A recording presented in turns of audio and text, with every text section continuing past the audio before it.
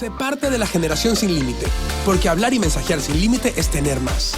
Con los nuevos paquetes de Claro prepago sin límite, habla y mensajea ilimitadamente, como siempre lo soñaste. Además incluyen megas gratis para que pases conectado.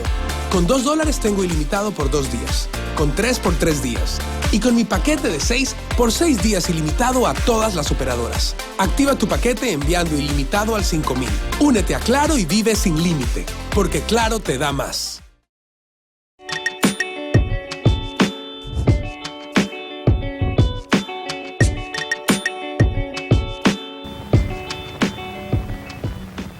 Hola amigos de la tertulia, esta mañana nos acompaña el cineasta Javier Izquierdo y el actor ecuatoriano Alfredo Espinosa. Vamos a abordar un tema muy reciente para ellos y para el cine ecuatoriano, que es el documental sobre Marcelo Chiriboga, el mítico escritor ecuatoriano que participó en el boom latinoamericano, que fue admirado por Carlos Fuentes y José Donoso y que es el protagonista de este documental ficticio, en cierto modo, de Javier Izquierdo. La caja sin secreto, ¿no es cierto? Un secreto en la caja. Un secreto en la caja. La caja sin secreto me parece que era la novela de Chiriboga. Exactamente, ¿no? la tercera novela de Chiriboga. La tercera novela de Chiriboga.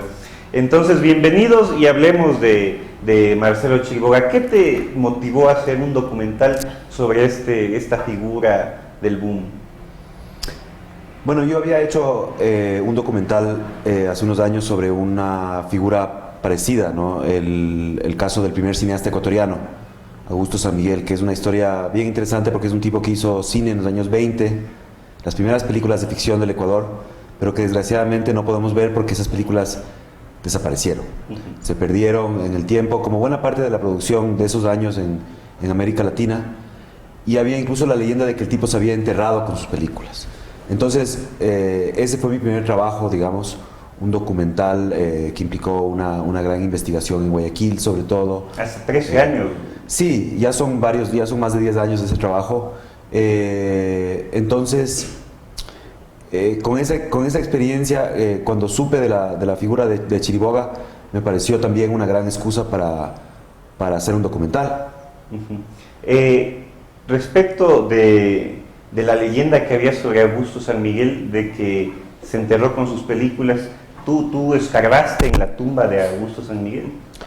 Bueno, tienes que ver la película, pero se abren tumbas, eso te puedo decir, se abren tumbas en la película. Qué interesante. Sí, era un poco llevar, ir hasta el fondo de esas leyendas, ¿no? Que muchas veces... muchas veces los relatos, la historia en nuestros países son construidas también así, ¿no? A través de la leyenda, a través de la tradición oral. Entonces, en este caso, se trataba de comprobar hasta qué punto era cierta esa leyenda, ¿no? De que un cineasta se haya enterrado con sus películas en esos años, ¿no? En esos años. Alfredo, tú eres el actor que encarna a Marcelo Chiriboga en la película. ¿Tú cómo te enteraste de Marcelo Chiriboga? ¿Antes de la película ya sabías de él o te enteraste a partir del contacto con Javier Izquierdo? No, yo me enteré de la existencia de Marcelo Chiriboga a partir del contacto con Javier. No tenía la más mínima idea. A pesar, después ya indagando en las fuentes por información de Javier y por otra información que ha ido surgiendo con el tiempo, a pesar de que es un tema que tenía un cierto conocimiento, que tenía una cierta vigencia, Diego Cornejo lo había tratado en algún momento. Bueno, hay varias fuentes que dan lugar a la creación de este personaje, pero yo particularmente me enteré de dos cosas. Me enteré de la historia esta del personaje Marcelo Chiriboga, pero me enteré también de la existencia de este género del falso documental, al cual yo simplemente no había tenido acceso hasta ese entonces, ¿no? Y a partir de eso me dediqué a ver un montón de falsos documentales y es realmente una línea. Me imagino que viste El Tigre de Papel. Sí. Claro. Es una línea maravillosa, pero soy franco, no tenía la más mínima idea y me pareció la cosa más espectacular que podía haber en temas de géneros de cinematografía. Me pareció realmente sensacional. O sea, te enteraste y comenzaste a investigar lo que había sobre Marcelo Chiriboga. Sí, comencé a investigar mucho sobre Marcelo Chiriboga, comencé a indagar en fuentes, comencé a intentar entender sobre todo cuál era la razón, ¿no?, de, digamos, el éxito de este personaje, del éxito de este mito, y ello relacionado, como decía hace un rato Javier, con el hecho de cómo efectivamente la historia del Ecuador está construida esencialmente sobre mitos, ¿no?, de muy diversos caracteres, mitos teológicos, mitos relacionados con mentiras y con verdades oficiales, mitos el relacionados mito de Abdón Calderón, folclore, mitos de muy diverso tipo, ¿no?, que es lo que en esencia hace la película, que es develar cómo la historia del Ecuador es una historia de mitos y prácticamente de cero realidades, ¿no?, una historia en donde las realidades están quién sabe dónde. Claro. Javier, ¿y tú cómo te enteraste de Marcelo Chiriboga? En el documental me imagino que eso no es tan veraz ni verídico. Tú hablas de que te enteraste en Estados Unidos en una maestría de literatura, pero supongo No tengo que no maestría. no tienes maestría. Era un intento de mantener un trabajo en una universidad. No. En realidad yo me enteré de... la figura de Marcelo Chiriboga se conoce, ha flotado en los círculos literarios ecuatorianos durante mucho tiempo, ¿no? O sea, se sabía que en una de las novelas de Donoso había un personaje de un escritor ecuatoriano del boom, famosísimo, que por supuesto nunca existió. Entonces, yo sabía de la existencia de este personaje, pero sí, estaba fuera del país, estaba en Barcelona en ese momento y me encontré con uno de estos libros, El jardín de al lado se llama, es una novela de Donoso de los 80, donde hace su primera aparición Marcelo Chiriboga. Y claro, tiene que ver también un poco con nuestra falta de referentes en ese campo, ¿no?, a nivel internacional, ¿no? Cuando uno sale, como que también busca eso, ¿no? Pero en el caso de nuestra literatura, bueno, y ese es todo un tema, ha habido cierta dificultad para trascender nuestras fronteras, incluso para las fronteras, para dentro de nuestras fronteras. Los escritores han tenido cierta dificultad para darse a conocer o para ser leídos, es todo un tema que da para mucho. Pero entonces Chiriboga de alguna forma suplía esa ausencia, ¿no? Entonces me interesó mucho la posibilidad de, como te decía, yo que venía del documental, en este caso acercarme al falso documental a través de este personaje. O sea, Chiriboga es un personaje que se presta muchísimo para este tipo de género, ¿no?, para un falso documental. Entonces comencé a investigar sobre el tema, leí todo lo que había alrededor de Chiriboga y también comencé a darle un contexto a Chiriboga, ¿no?, que era el contexto de la historia del Ecuador. Entonces, en ese sentido, Chiriboga se convertía en una excusa para hablar de otras cosas. Claro. ¿Qué crees tú que significa Chiriboga? Porque a lo largo de todos estos años ha habido muchas teorías en el sentido de que tal vez de un desprecio de Fuentes y Donoso al Ecuador, tal vez de una forma de ellos de solidaridad, de ponerle a un ecuatoriano en ese movimiento fascinante que fue el boom latinoamericano. Otros dicen que fue una burla a Jorge Enrique Adún. En realidad, ¿de dónde habrá nacido Chiriboga? Bueno, hay mucha confusión también al respecto, porque mucha gente piensa algunas personas piensan que Carlos Fuentes se inventó a Chiriboga, pero en realidad es Donoso. Donoso es el primero que lo crea y que habla de él. Y Carlos Fuentes un poco le sigue la broma. Ellos eran amigos de toda la vida. Entonces es más Donoso que Fuentes. Pero yo no creo que sea como mucha gente lo ve, como una burla. No necesariamente es una burla, es un juego. Para mí es un juego Chiriboga. Y como te decía antes, a mí lo que me interesaba era seguir también ese juego que comenzó Donoso y que siguió Fuentes. En realidad, Chiriboga es una especie de proyección de todo lo que Donoso hubiera querido ser, ¿no? Porque Donoso tampoco es uno de los escritores centrales del boom, ¿no? Claro. Es alguien que también está un poco en los márgenes del boom. pero le interesa mucho el fenómeno, incluso escribe un libro sobre el boom, ¿no? Historia personal del boom. Entonces, Chiriboga es una especie de caricatura del boom, de estos escritores cosmopolitas, exitosos, etcétera. Y claro, me imagino que le hacen que sea ecuatoriano porque sí, o sea, porque no había un escritor en esa época ecuatoriano. Sin embargo, resulta muy ingenioso Donoso, ¿no? Porque Marcelo Chiriboga es un nombre absoluta y totalmente ecuatoriano, ¿no?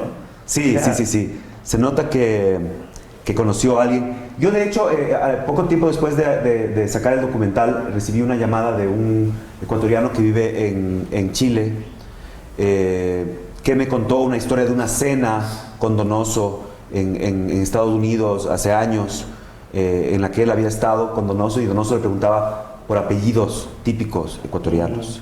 Entonces, y apellidos así como de cierto abolengo y tal. Entonces ahí según este señor con el que hablé, probablemente de ahí surgió el apellido, pero claro, hizo su investigación, digamos, Donoso, porque no es un apellido que... Yo nunca he conocido un Chiriboga de otro chileno, país que no sea ecuatoriano, como nunca he conocido ningún galo de otro país que sea Ecuador. Alfredo, de todos los personajes que has hecho en tu larga carrera de actor, ¿cómo te sentiste con Marcelo?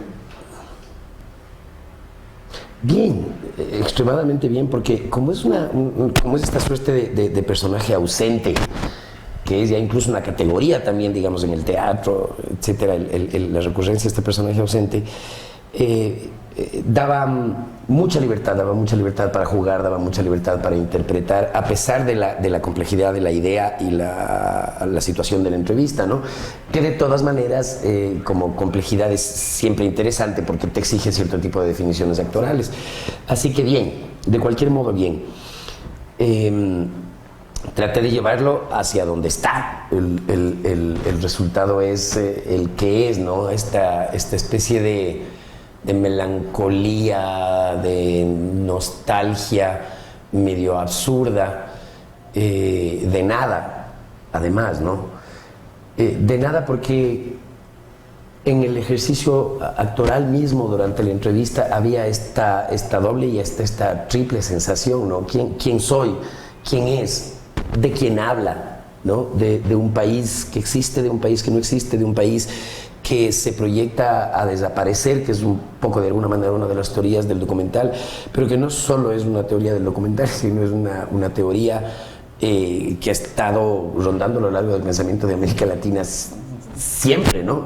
Lo que hace Javier es evidenciarlo a través de un individuo específico, con unas características muy particulares, y que a pesar de no ser representante de la identidad específica de lo ecuatoriano, que de hecho tampoco existe, y por eso es que se vuelve tan interesante el personaje en sí mismo, lo consigue, lo logra reflejar esa identidad que es una suma de ausencias, ¿no?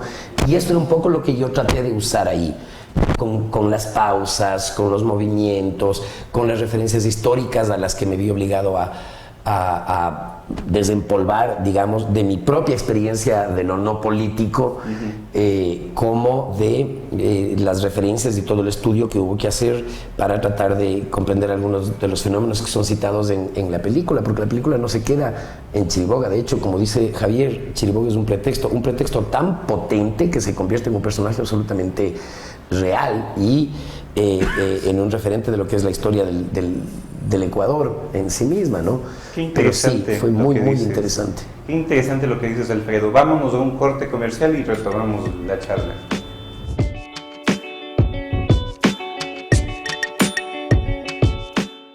Sé parte de la generación sin límite, porque hablar y mensajear sin límite es tener más. Con los nuevos paquetes de Claro prepago sin límite, habla y mensajea ilimitadamente, como siempre lo soñaste. Además incluyen megas gratis para que pases conectado.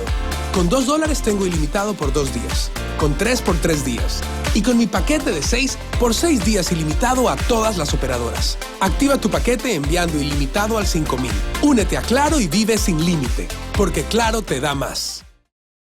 La ley de comunicación y la persecución de parte del gobierno hacia los medios de comunicación ha traído como consecuencia de que haya poca investigación realmente sobre los actos de corrupción. No se ha investigado a profundidad, es que no se investiga. Lo poco que sale, está saliendo hace ¿qué? Los últimos 2 meses en los medios de comunicación.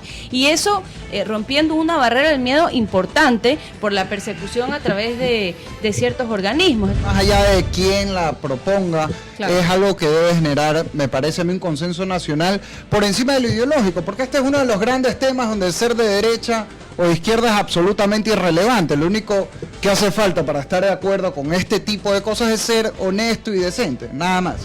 Hemos visto ciertas anomalías que nos llevan a pensar que efectivamente hay actos de corrupción. Como tú bien señalas, no ha habido una investigación que te permita a ti decir, salvo ciertas cosas que han salido a la luz, pero hay un factor fundamental que deben de tocar, que es respaldar a la prensa. Porque la prensa independiente es realmente la que te ayuda a ti en este tipo de investigaciones.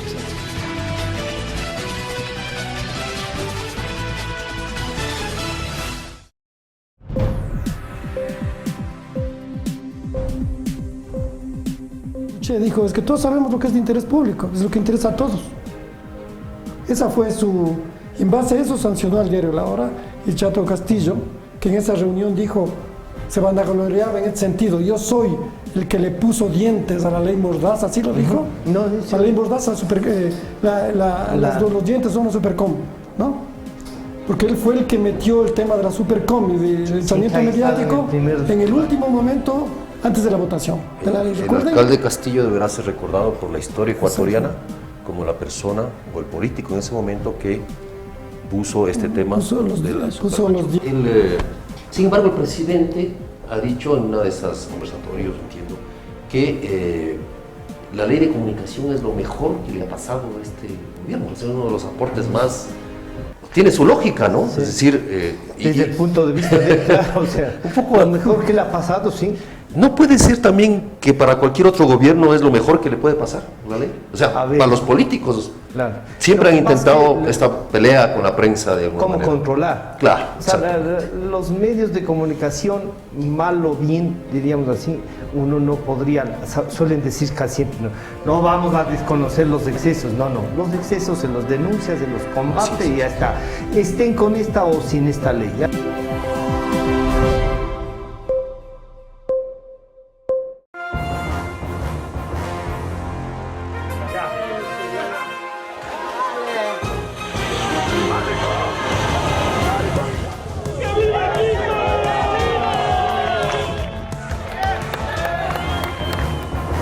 Establecer una contribución de 2 puntos adicionales sobre el IVA.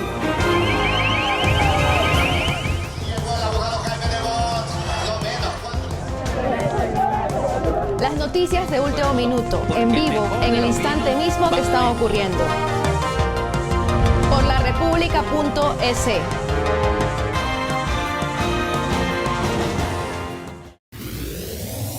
laRepública.es, un paso adelante en información. Entérese de lo último de noticias nacionales e internacionales, además de los deportes y todo sobre nuestros programas en línea. www.laRepública.es. No importa dónde se encuentre, estamos a un solo clic de distancia. Síganos también en nuestras redes sociales, Twitter, Facebook e Instagram. laRepública.es. La mejor opción para estar informado en línea.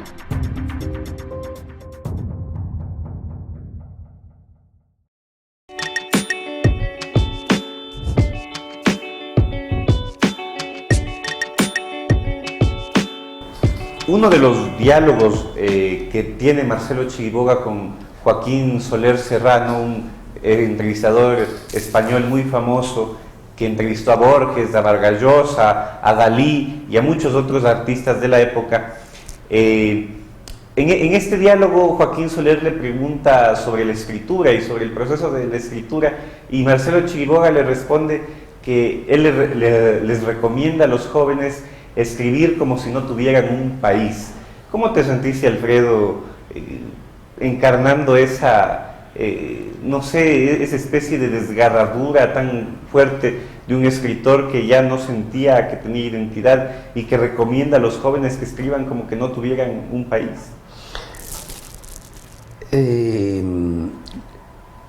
¿Tú eres lector? Sí, sí. Y la verdad es que yo creo, como decía Javier al principio, que uno de los mayores problemas que tenemos nosotros es el exceso de circunscripción a una especie de nacionalismo exacerbado y muy poco definido, ¿no es cierto?, que le quita un valor de universalidad a lo que nosotros hacemos en el ejercicio estético en el Ecuador. Y no estoy hablando solamente de la literatura, lo que no quiere decir que no haya representantes con un valor absolutamente universal en este país, ¿no?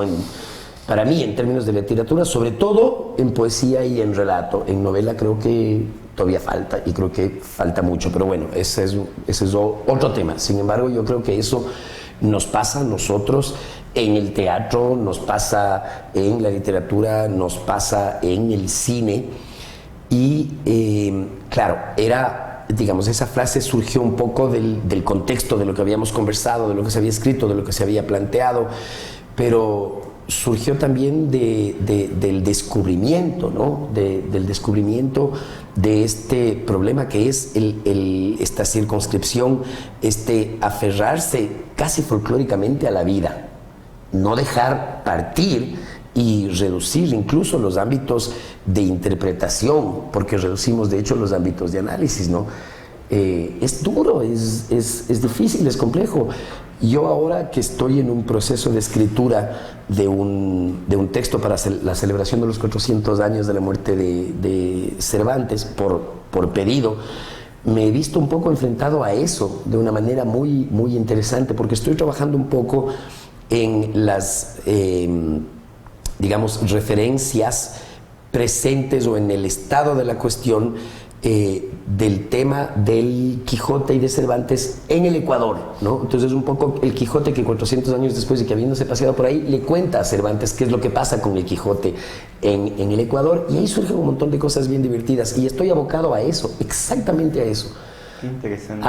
Me imagino que estarás también considerando a Montalvo y a los capítulos que se le olvidaron a Cervantes. Sí, un montón de referencias ecuatorianas relacionadas con el Quijote, pero todas son curiosamente hasta provincianas, diría yo, todavía, a pesar de vivir en un mundo en donde ya no juega, ¿no? Claro. Javier, hay otro momento súper drástico del documental, que es cuando, me parece que es durante la entrevista con Joaquín Soler Serrano, que se le plantea a Chiriboga que Benjamín Carrión, que Jorge Enrique Adún, que Guayasamín han expresado que él no existe. Y Marcelo Chiriboga les responde que todos ellos son unos ignorantes, que no importa lo que ellos digan porque son unos ignorantes. Una persona, quizá amigo en común, que le gustó mucho el documental, me dijo que eso es lo único que le molestó, en el sentido de que ya el parricidio sucedió contra Benjamín Carrión y que hoy en día quizá sería el momento de rescatar todo lo que él hizo y no seguir echando más leña sobre el árbol caído. No sé, tú ¿cómo concebiste ese momento de la película?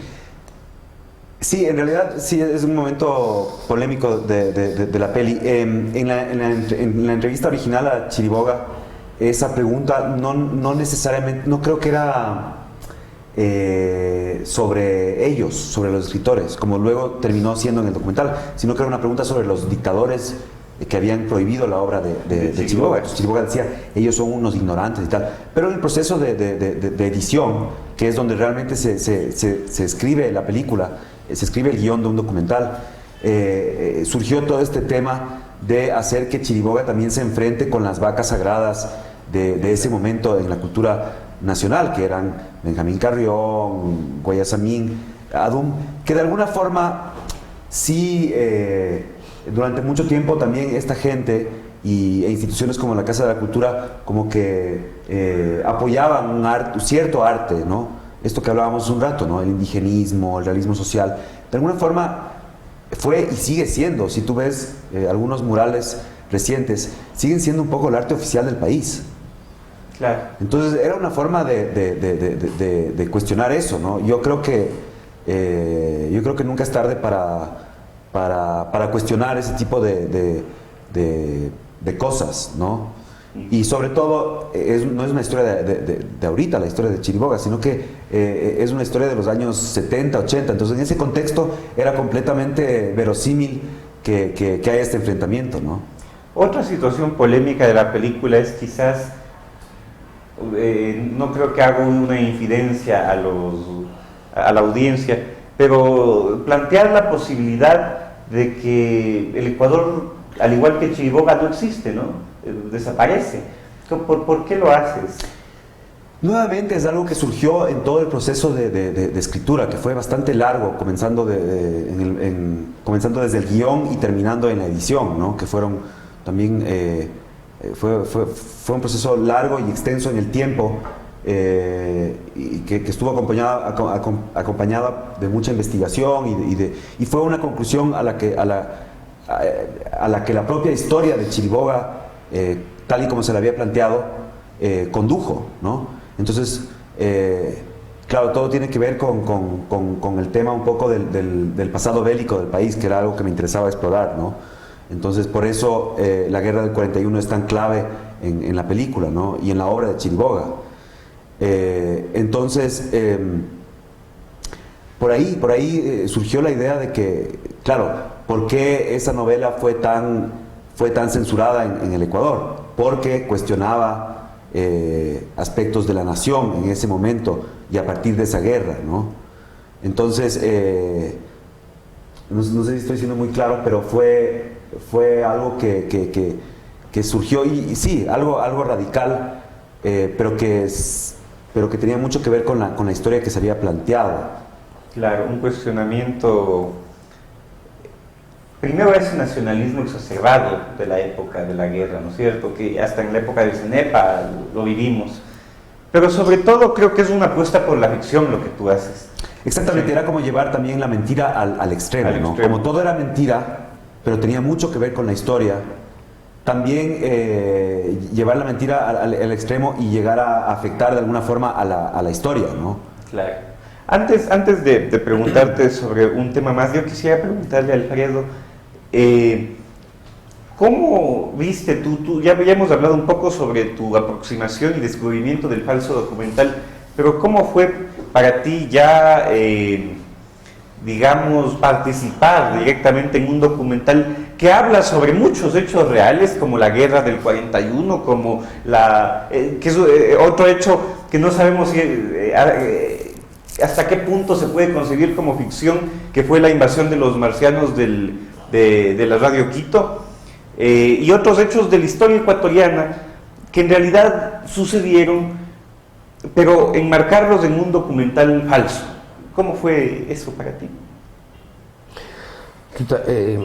A eso sí es difícil de responder, porque la verdad es que yo no tenía la más mínima idea de qué era lo que podía resultar de un falso documental, de un proyecto como este, además, y de unas circunstancias tan complejas, porque además del momento ya mismo de la grabación no tuvimos tiempo prácticamente con Javier de trabajar juntos sobre el personaje, o ¿sabes qué? Corta, para, volvemos mañana, seguimos, paramos. No, hoy grabamos y hoy grabamos y hoy grabamos y hoy grabamos. Es decir, en realidad yo estaba un poco como... Digamos, todos creo que estábamos al margen de lo que pasaba con la película, pero eso es lo que esa es una realidad del trabajo de los actores. Los actores están en general al margen de lo que ocurre con la película, y más aún cuando Javier dice que una película fundamentalmente se escribe, si quieres, tal vez más en el documental que en la ficción, pero se escribe o se reescribe en el momento de la edición. Eso es absolutamente irreal. Me imagino que es una afirmación más relacionada con el documental, ¿cierto? Sí. Aunque de cualquier manera, una mala edición puede destruir una película de ficción tanto como puede arreglarla. Claro. Desde ese punto de vista es difícil responderte. Puedo hablar por lo que yo sentí durante la grabación, en el momento mismo de las escenas, por mi preparación actoral, por mi comprensión del personaje, por mi relación con la ausencia, por mi relación con el hecho político, por mis interpretaciones, películas, pero no puedo hablar más allá. Puedo hablar, sí, después. Puedo hablar habiendo visto ya una vez la que yo personalmente considero que es la mejor película que se ha hecho en este país, muchísimo más allá de mi participación, porque ahí hay grandes actores, ahí hay maravillosas metáforas, maravillosas interpretaciones, ¿no? Está este personaje alucinante que hace la Randy, que es la encarnación de la estupidez posmoderna, particularmente femenina. Recuérdame quién es Randy. La Randy, pues la hija de Chiriboga. Sofía Chiriboga. Claro, sí. Sofía. Y bueno, cada uno es una especie de arquetipo, y eso es realmente sensacional en el documental. Y lo vuelvo y lo repito, creo que es la mejor película ecuatoriana que se ha hecho hasta ahora, y puedo decirlo con tranquilidad porque he estado en cerca de 10 o 15 en los últimos años, así que de cualquier manera puedo decirlo con libertad, ¿no? Y creo que es el mejor trabajo que se ha hecho porque es un trabajo hecho con inteligencia, desde la inteligencia y sin concesiones, que son las tres falencias más graves del cine ecuatoriano: trabajar para alguien, trabajar por trabajar y trabajar sin herramientas, ¿no? Y esta película no tiene absolutamente ninguna de esas gravísimas lagunas del quehacer cinematográfico ecuatoriano. Qué interesante tu afirmación tan tajante, ¿no? Pero es una bella afirmación que consideres hacia la película. Vámonos al último corte comercial del programa.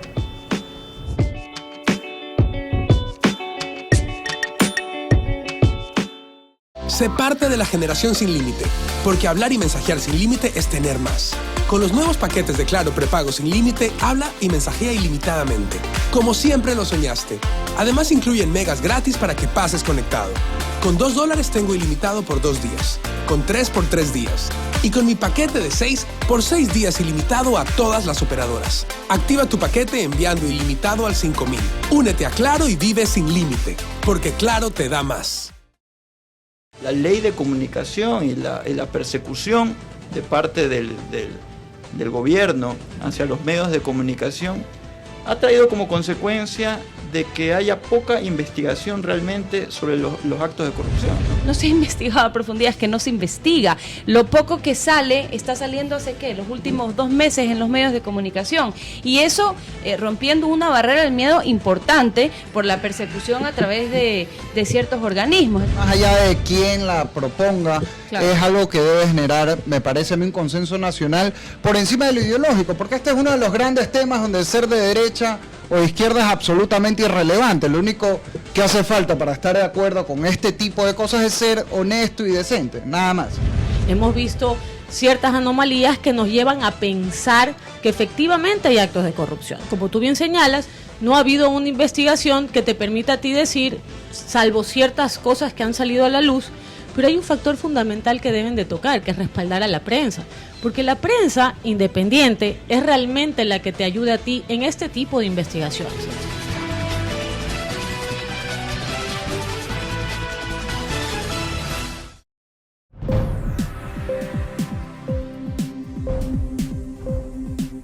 Che, dijo, es que todos sabemos lo que es de interés público, es lo que interesa a todos. Esa fue en base a eso sancionó al diario La Hora y Chato Castillo, que en esa reunión dijo, se vanagloriaba en este sentido, yo soy el que le puso dientes a la ley Mordaza, ¿así lo dijo? No, la ley Mordaza, los dientes son los supercom, ¿no? Porque él fue el que metió el tema de la supercom y del linchamiento mediático en el último momento antes de la votación de la ley. El alcalde Castillo deberá ser recordado por la historia ecuatoriana como la persona o el político en ese momento que puso este tema de la Sin embargo, el presidente ha dicho en una de esas conversatorios, entiendo, que la ley de comunicación es lo mejor que le ha pasado a este gobierno. Es uno de los aportes más tiene su lógica, ¿no? Sí. Es decir... desde el punto de vista de claro, o sea, un poco lo mejor que le ha pasado, sí.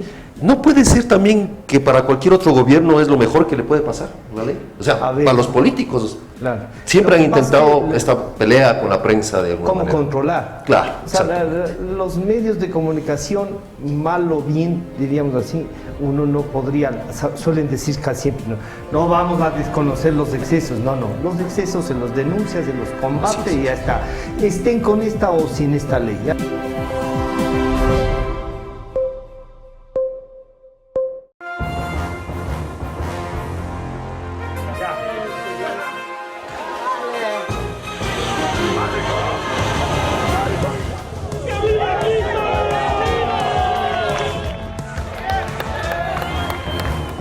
Se establecerá una contribución de 2 puntos adicionales sobre el IVA.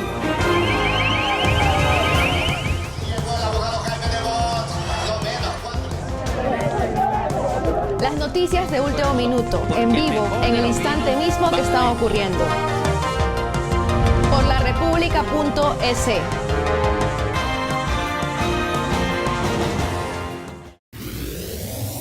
laRepública.es, un paso adelante en información.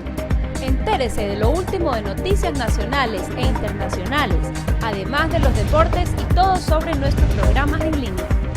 www.laRepública.es. No importa dónde se encuentre, estamos a un solo clic de distancia. Síganos también en nuestras redes sociales, Twitter, Facebook e Instagram. laRepública.es, la mejor opción para estar informado en línea.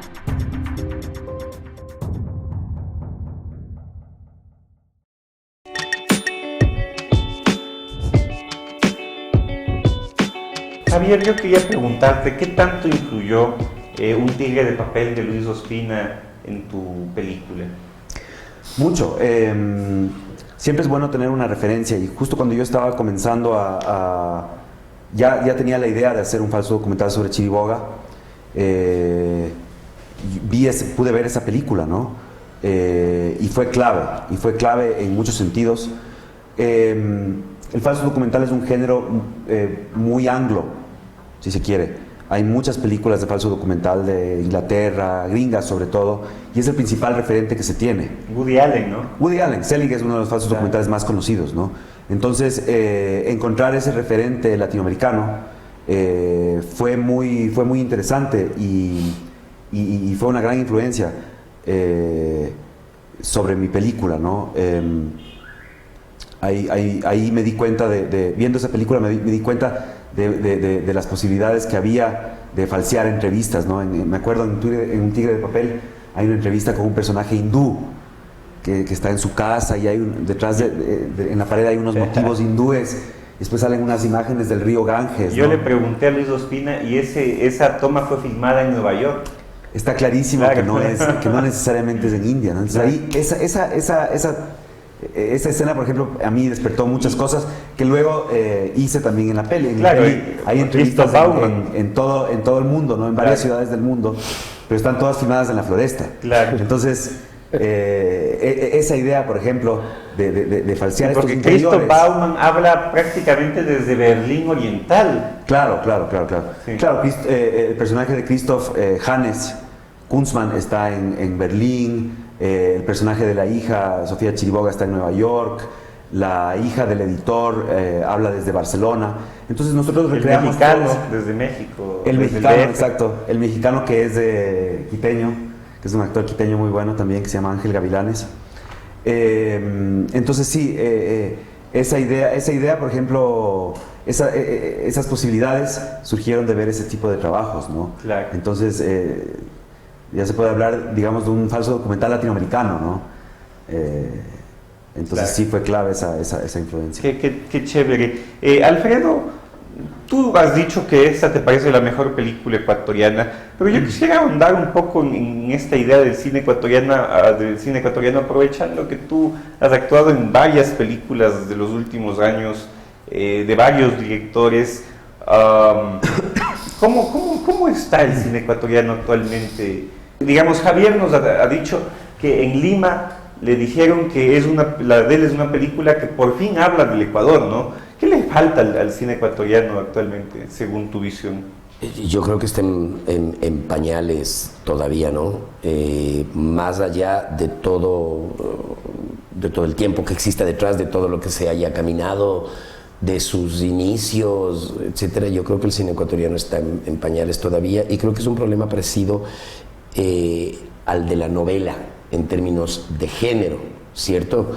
Creo que poder lograr culturalmente como sociedad, digamos, el desarrollo de un lenguaje tan complejo como el de la novela o el cine implica resolver algunos de los cuestionamientos de los que estamos hablando aquí y de los que ha hablado Javier en su película, empezando por ciertos cuestionamientos de identidad, ¿no? Pero al final, de uno u otro modo, el arte es una fórmula de búsqueda para distintos propósitos, pero claro, en el caso de la complejidad del género del largometraje y en el caso de la complejidad del género de la novela, esa búsqueda es una búsqueda todavía absolutamente insatisfecha en términos sociales. Ahora, eso se refleja, entre otras cosas, en las dificultades que tienen los guionistas, las dificultades que tienen los directores, que son las dificultades que tienen los habitantes de este país para hablar del Ecuador. No es solamente un problema de ellos, es un problema de todos nosotros.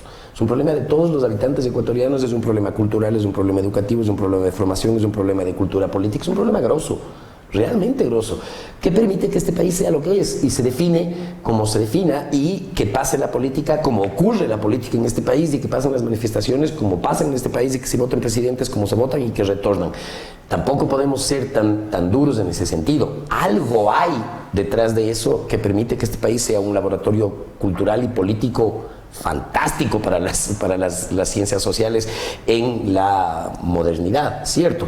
Eso evidentemente tiene que ver con nuestros orígenes, con teorías a las que yo acudo a menudo, expresadas por gente como Murray, etcétera, sobre el tema de los señoríos étnicos, del desarrollo del Estado en el Ecuador. Es súper complejo, podríamos irnos muy muy lejos para tratar de entender esta especie de muerte en el tiempo que vivimos en este país. El problema no es tampoco que vivamos una muerte en el tiempo, sino que la consideramos sabrosa. Y esa sabrosura es lo que hace que el cine no termine de despertar. Nos regodeamos en la comodidad de verlo todo desde fuera, de distanciarnos y de no meternos y no comprometernos en nada. Y yo creo que ese es el mayor problema del cine ecuatoriano, la falta de compromiso. Es interesante lo que dices. Yo lo he visto quizá desde otra óptica, sin la experiencia que tú tienes, y a mí me ha parecido que uno de los problemas que yo noto en el cine ecuatoriano es que hablan del Ecuador desde una perspectiva excesivamente estereotipada, ¿no? Temas como el feriado bancario, temas como la izquierda latinoamericana en el contexto del Ecuador. Hay cierta nostalgia de la idiosincrasia ecuatoriana, digamos, particular, relaciones padres de hijos. Este último, un tema sí universal, pero que se lo ha enmarcado en contextos excesivamente ecuatorianos. Es decir, hay una película que viajó mucho por Europa y por Latinoamérica, en la cual un hijo mata a su padre, ¿no es cierto?, en Manabí, pero está enmarcado en un contexto de la creación de la figura política que es totalmente ecuatoriana y latinoamericana en ese sentido. Para mí el gran problema ha sido que no ha sabido el cine ecuatoriano contar historias universales, que sean comprendidas en cualquier parte del mundo. No sé cómo lo ves tú.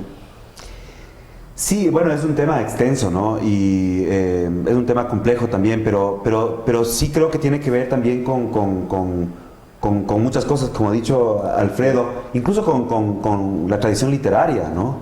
Creo que tenemos cierta dificultad para contar historias. Digamos, es un país que tiene mucha más fortaleza en la parte visual, por ejemplo. Entonces hay muy buenos fotógrafos, ¿no? Por ejemplo, esa parte está resuelta hace rato en el cine ecuatoriano. Me acuerdo que había una época que todavía las películas ecuatorianas no alcanzaban ese nivel técnico, ¿no? Ahora yo creo que desde hace rato las pelis técnicamente están muy bien, pero entonces el problema sigue siendo otro y tiene que ver con esto de contar, yo creo que ese es el mayor problema del cine ecuatoriano, el guión, ¿no? Entonces el guión tiene más que ver con una tradición literaria, que claro, como decíamos al comienzo, tampoco ha sido el fuerte del país. Entonces creo que en esas relaciones entre literatura y cine, y en todo el contexto, todo el contexto artístico, o sea, volviendo un poco a Chiriboga, para mí Chiriboga también es un ejemplo del lugar del arte en el país, ¿no? Entonces, cuando el arte es la última rueda del coche en un país, cuando no hay una biblioteca decente, cuando no hay un museo que te cuente la historia pictórica en un país con tanta tradición pictórica como este, y no haya ese espacio. Es increíble, ¿no? Es increíble. Entonces no puedes tampoco esperar que surjan grandes obras, ¿no? En un contexto así. Entonces creo que todo está relacionado, ¿no? Es increíble lo que dices, pero ya que has querido retomar a Chiriboga, estaba yo recordando que dos libreros me han contado de grandes librerías de este país, que a raíz de tu documental gente se acercó a las librerías a pedir la caja sin secreto, a pedir la línea imaginaria. ¿Tú cómo tuviste esta situación? Sí, también he sabido de esta situación. Es algo bien interesante que ha sucedido con la película y que ha sucedido. O sea, mucha gente no entiende que la película es un falso documental. Y a mí me parece hermoso. Sí, a mí es me maravilloso. parece que eso no convierta a la gente, porque esa es la otra cosa que a mí me imputa de este país, perdón. Sí.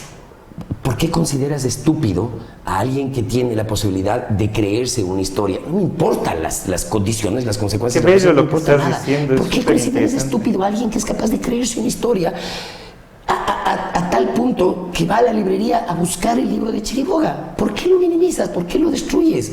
Que es otro de nuestros peores problemas como ecuatorianos, ¿no? ¿Por qué? No creer en la ficción. Digo yo, si la película lo logra, es que es buena. Así de simple. Sí, ¿no? Esa sería la conclusión. Sí, digamos, es una buena señal de que la película, como está planteada, o el género, mejor dicho, está logrado, ¿no? Porque se trata de presentar una historia como si fuera real, entonces es obvio que gente se la crea. También hay esta necesidad también de creerse este tipo de mitos en un país cada vez con menos de ellos. Pero sí, es un fenómeno súper interesante y que ha pasado con otras películas de este tipo, ¿no? Entonces eso es lo que me parece maravilloso de este género, que difumina un poco las fronteras de la realidad y de la ficción, ¿no? Tanto en cosa la que a la película como en Supercom la no le va a vida hacer ninguna gracia, ¿no? Chuta, no tengo idea cómo... No sé si sepan porque no sé de la existencia de esta película. No creo que tengan mucho interés, la verdad, porque sí, es un género, eso es lo que te digo, ¿no? Es un género apasionante porque tiene varios niveles de lectura, ¿no? Entonces... Y la historia de Chiriboga se presta para esto. Durante muchos años, cuando salían las novelas de Fuentes y Donoso, gente en el Ecuador pensaba que sí existía Marcelo Chiriboga y que este país era tan aldeano que acá no llegaban las novelas de Chiriboga, que había que verlas en París o en Buenos Aires. Entonces, con la figura de Chiriboga es algo que pasó durante mucho tiempo y que ahora, por tu culpa, ha vuelto a pasar. Claro. Ha sido una charla realmente bellísima. Alfredo, yo quisiera de tu parte, no sé, una última reflexión, porque tú eres un tipo reflexivo, alguien que conoce a fondo ahora la figura de Chiriboga. ¿Qué mensaje nos deja esta metáfora del escritor que no existió? ¿Qué mensaje les dejaría ahora sí, digamos, a los escritores de este país? Ya no nos lo digas como Marcelo Chiriboga, sino como Alfredo Espinosa. ¿Cómo escribir en este país en el que no hay un García Márquez, no hay un Vargas Llosa, pero hay un Marcelo Chiriboga? Qué bárbaro. Ahí sí me Me congela, yo no tengo nada que decir al respecto, salvo que hacer arte es una apuesta, es un riesgo, pero es ante todo una disciplina. Y escribir no es cuestión de un día, un párrafo, una frase, una genialidad, un gol, una venta, una portada, no, escribir es una actitud vital, hacer arte es una actitud vital.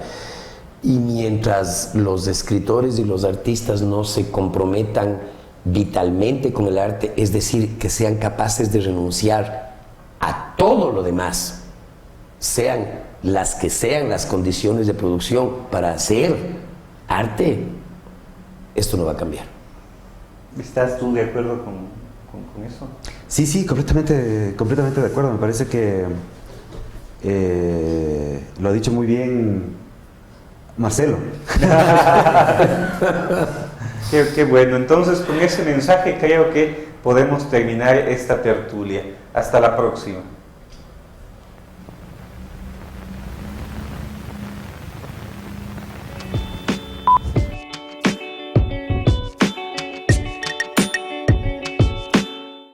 Sé parte de la generación sin límite, porque hablar y mensajear sin límite es tener más.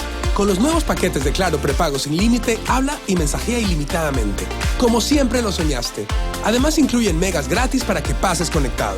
Con $2 tengo ilimitado por 2 días, con 3 por 3 días, y con mi paquete de 6 por 6 días ilimitado a todas las operadoras. Activa tu paquete enviando ilimitado al 5000.